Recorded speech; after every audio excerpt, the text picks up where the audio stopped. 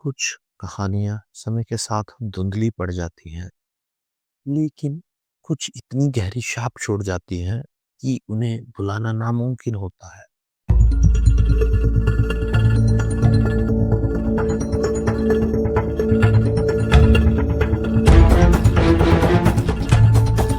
आज हम एक ऐसी ही कहानी की बात कर रहे हैं, पंजाब यूनिवर्सिटी के होनहार छात्र आदित्य ठाकुर की कहानी, जिन्होंने एक कार्यक्रम के दौरान अपनी जान गंवा दी। यह सिर्फ एक हत्या नहीं, बल्कि कॉलेज प्रशासन और लोकल लॉ ऑर्डर की विफलता की कहानी है, जिसने पूरे समाज को झंझोड़ कर रख दिया। वो 28 मार्च 2025 की रात थी।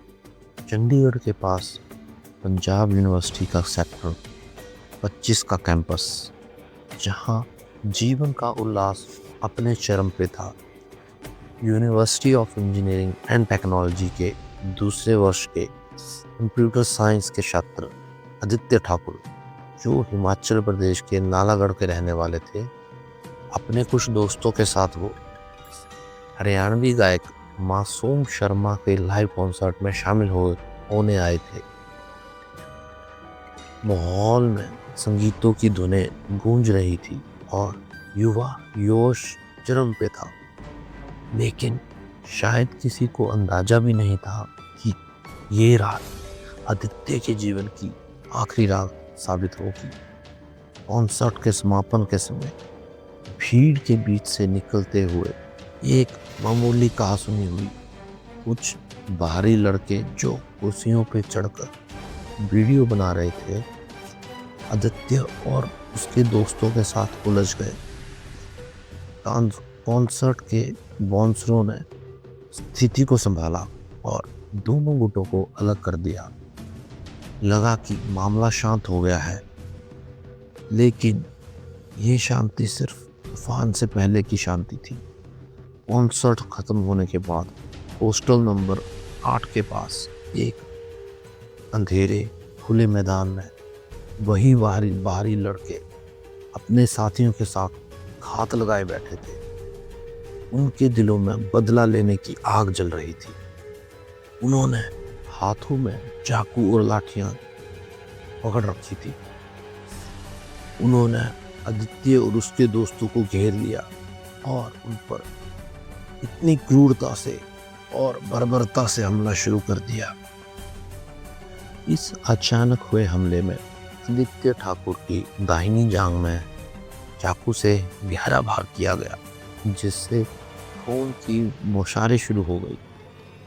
उसके दोस्त अनिरुद्ध के सर पर लाठी से वार किया गया और एक अन्य साथी को पीठ में चाकू लगा। हमलावर वहां से तुरंत भाग निकले। आदित्य को गंभीर रूप से घायल अवस्था में छोड़कर आदित्य के दोस्त तुरंत उसकी मदद के लिए दौड़े। उन्होंने कपड़े से एक अस्थाई पट्टी बांधकर खून रोकने की कोशिश करी, लेकिन तब तक बहुत खून बह चुका था।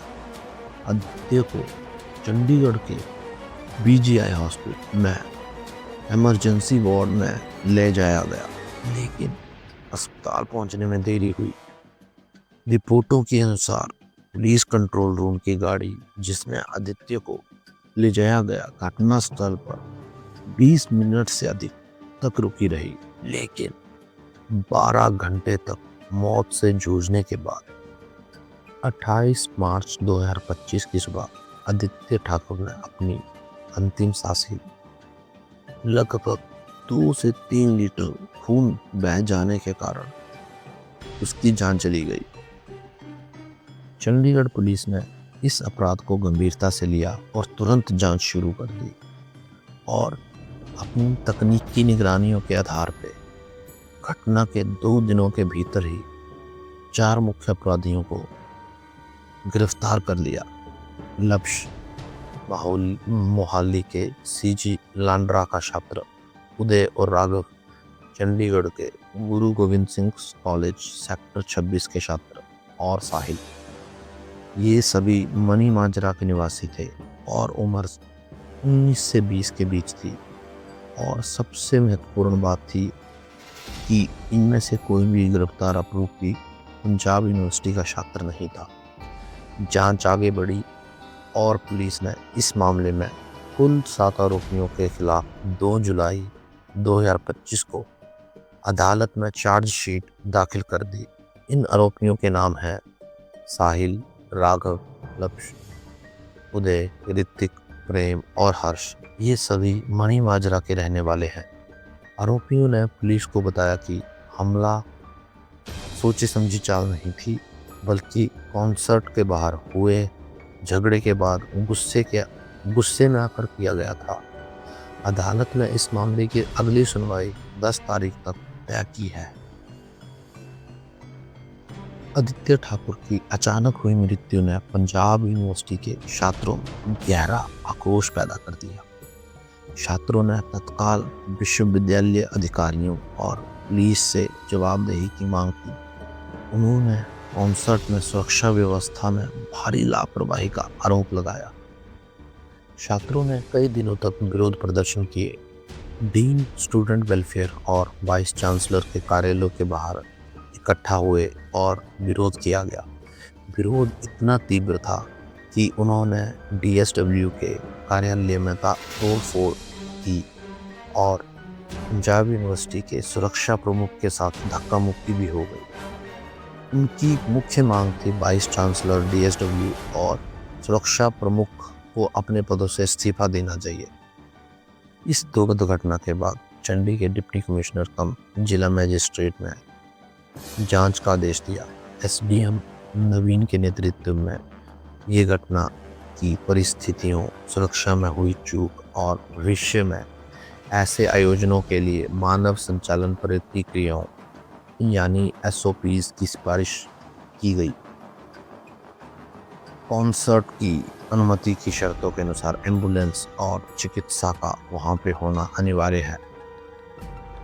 ये घटना कॉलेज और यूनिवर्सिटी में सुरक्षा की गंभीर कमी को उजागर करती है।